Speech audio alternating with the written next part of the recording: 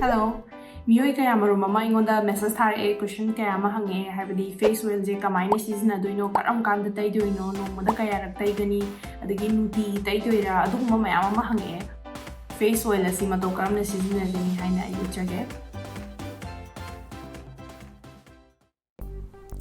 I hojik maida makeup amata yaude sumna tangi aina ngasai ayukta tawkhiba skin care routine du natana aduga sunscreen SPF 50 gi ama mathakta taijaki hojik ai mai tabadagi horaga stepsing asi mathang ucharage makha na yengbiyu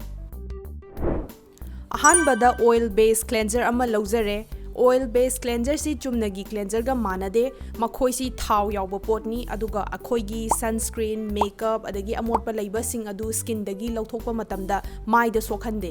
maram aduna sigumba cleanser asina khwai ahanbada sizinaba yamna darkar lei natraga di cleanser ama hektana tathokpa matamda akhoi gi ngasai gi taikhiba sunscreen makeup amotpa sing adu sengdokpa ngamoi sigi cleanser simak natrasu atopa oil based cleanser sizinabiba yai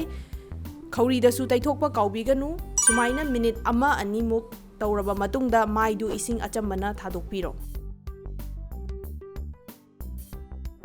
mai taba loiraba matungda mathangda water based oiba cleanser ama lauzare aduga sijina amuk mai si sengdoe kaigi amuka sigi cleanser se season aino haiba kanda ngasai gi thau yawbo cleanser ama season akibadu da leihauba marek tukhongda leihauba amotpa singdu loina thoglaknabagi damakta sigi cleanser si season azabani sumaina cleanser makhal ani season araga mai taba sibu double cleansing kawi khauri da su tawba kaubiganu masi yamna maru oiba step ni akhoina tukhong phajana sengdoktaba taragadi phana afaba pot skin da tairaga su akhoi gi skin na chupsanba ngamoi amuka ising achambana mai tathokchare phadina mai du takhatpiganu aduga kangnabasu taithokpiganu leihoriba ising du kabak phadina napthokpiraga khutna mai da namjalaga ising du mai da chupsan hanbiyu mathangda toner ama taire toner gi matung inna magi mathau tongali adubu anambana toner gi mathausi makha taba akhoi gi skin da tairakpa potsing adu irai laina chupsanba ngamnabagini toner gi ahenba kanaba yamna lei adu kona atopa video da banjarage ai toner si layer anira kumba taijai lasingna tauraga tairasu yai ado ai gidi khutta tauraga taibasina hena nungai Marisuba step ta ai vitamin C serum ama lauzare sigi serum si mahi yamna langi aduna skin da taibada yamna nungai serum gi mathau si yam samna hairabada mangonda active ingredients yawi serum ama hekta season abiganu songi skin du da mateng panggadaba serum thiraga season abiyu karam haina akhoi gi skin gi matung inna serum khangani haiba khangning ba taragadi comments tawbiro ai soidana video semjarake Kauri da su taiba kaubiganu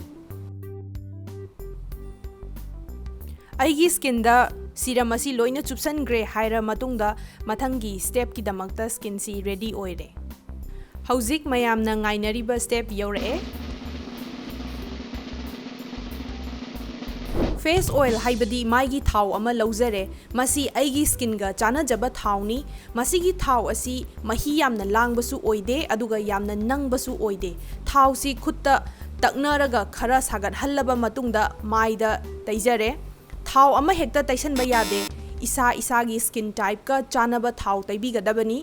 aina mamang da su panjakhiba 100% natural organic cold press oiba thau thiraga leibiyu kai maramgi face oil taidoino karamba skin type ta karamba face oil season agani haiba khangdaba taragadi aigi mamangi face oil gi video adu yengbiyu aduga songi paukhum loina phangbigani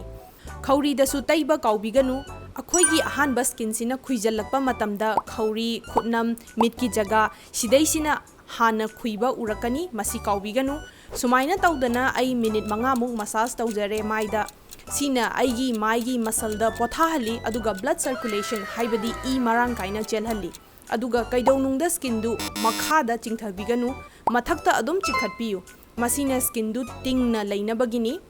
thausi nungtigi ayuk nungdang paraga taibi bayai natraga nungdang khak tairasu yai isagi khudong chaba yengaga taibiyu ado thausi toina taiba taradi tukhongsu toina sengdokpa darkar lei tukhong kamaina sengdokani khangning ba taragadi makhada comments tawbirau aduga khutta su taisin biu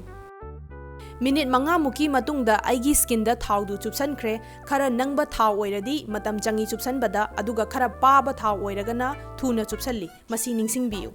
ಅರೋಯ್ಬದ moisturiser ಅಮ ತೈರೆ CJ ಕೈಗಿ ತೈನೋ ಹಾಯ್ಬ kanda ngसाइगी skin the ತೈಗಿಬ ಕಾನಬ ಮಯಾಮ್ದು ನುಸಿತ್ತ ಪಾಯ್ಥೋಕಿದನಬ ಅದಗಿ ಮನಿಲ್ ಒಯ್ನ ಚಟ್ಕಿದನಬ ಮಾನ ಖುಮ್ಜಲ್ಲಗ ಥಮ್ಮಿ ಮಸಿ ಯಾಮ್ನ ಮರೋಯ್ಬ stepney ನುಂಗ್ದಾಂಗ್ನಿನ ಐಗಿ skin care ಸಿದ ಲೋಯ್ಜರೆ ಅದೋ ಅಯುಕ್ತ ತೌಬ ಒಯ್ರಗದಿ ಸಿಗಿ ಮಥಕ್ತ sunscreen ಅಮ ತೈಬಿಯು ಅದುಗ ಕನಾಗುಂಬನ makeup ತೌನಿಯಗಸು sunscreen ದುಗಿ ಮಥಕ್ತ makeup ತೈಸಿನ್ಬಿರೋ मी अमगा गी skin दा दरकार लैबा असि मानदे अदुना मतम पुंबदा सोंगी स्किन टाइप हाना खंगबियु केमता सिजनद्रिङैदा अदुगा वीडियो असिबु लाइक तौबा शेयर तौबा काउबिगनु अदुगा मखा ताबा वीडियो सिंगी दमक्ता आइगी चैनल दा सब्सक्राइब तौबियु थैंक यू